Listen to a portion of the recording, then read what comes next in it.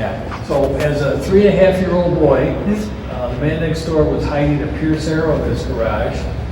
Back in the 40s, he was supposed to scrap these cars because they had aluminum bodies, Pierce Arrow, and to make airplanes, but they'd take them home and hide them. So I smell stale gas and mothballs coming from the other side of the garage, and I pulled the tarp back, and there's this beautiful Pierce. You'll see one like it behind the Frank Leroy filling station. You'll see a big town car.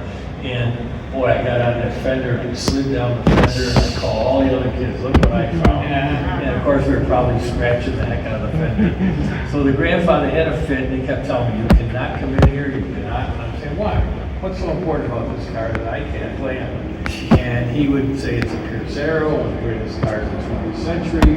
And to shut me up, he'd give me a badge, a button, a pin, a photograph of a car.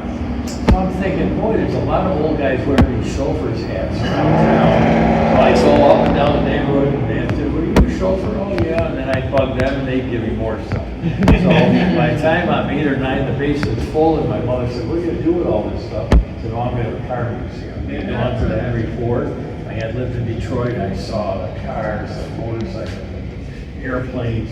This is what I want to do. So 62 years ago, last September, I moved down across the street in an old derelict warehouse, and my grandfather helped me build a little apartment up there. My mother didn't speak to me for 2 years because I left home, overly possessive Italian mother. And of course, they wanted me to be a lawyer, a doctor, or whatever, and I said, no, I'm going to restore antique cars. And that's what we did. For 40 years, we had 9 men guys working, and we restored cars. And this was a Mack truck dealership from the 40s that I had purchased only to store vehicles in while we were waiting to take them to the shop. And then my friends kept saying, when are you going to do that museum? And so 26 years ago, in 97, I knocked a hole, this was offices, I knocked a hole in that wall, and I saw how wide open that was.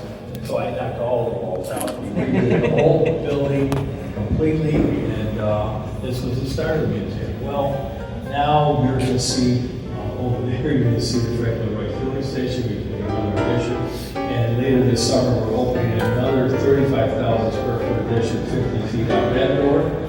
And in the future, 200,000